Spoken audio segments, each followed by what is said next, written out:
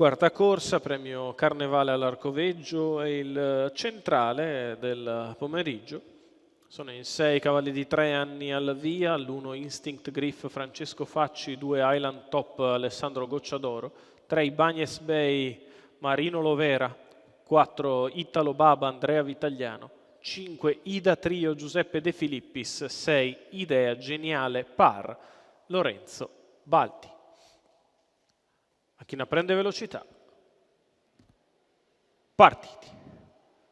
Veloce Ida Trio che però sbaglia nel tentativo di andare davanti e così lungo la corda Instinct Griff difende la posizione da Island Top e da Italo Baba che cerca posto in corda che per il momento non trova.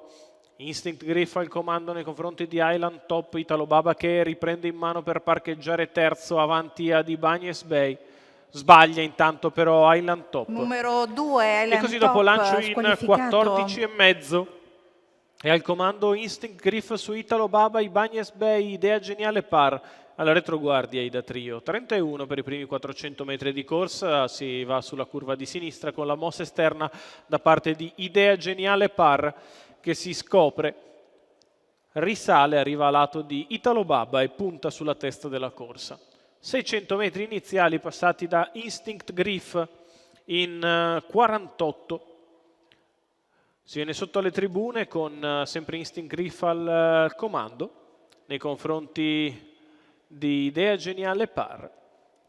E anche sotto le tribune una frazione lenta che porta a 1,4 i primi 800 metri di corsa. Instinct Griff continua a guidare, all'esterno c'è Idea Geniale Par, la corda Italo Baba che precede sempre Ibáñez Bay e Ida Trio. Non cambia nulla, chilometro in 1,19,2 con il leader che controlla Idea Geniale che prova a farsi minacciosa al suo esterno. Alla corda Italo Baba, in pariglia Ida Trio, alla retroguardia Ibáñez Bay. Schema cristallizzato con Francesco Facci che si volta indietro, controlla al comando, insalchi alla figlia di Vivi Duaisa S che prova ora ad allungare in progressione, Idea Geniale Par ripiega in corda, poi Ida Trio che passa terza, Instinct Griff nel finale, allunga e vince al minimo dei giri, Instinct Griff che vince chiaramente su Idea Geniale Par, al terzo posto Ida Trio, 1,17,6, 29,6 per gli ultimi 4, la vittoria di Instinct Griff, Francesco Facci per il training di Eric Bondo, i colori della scuderia 30 e 40.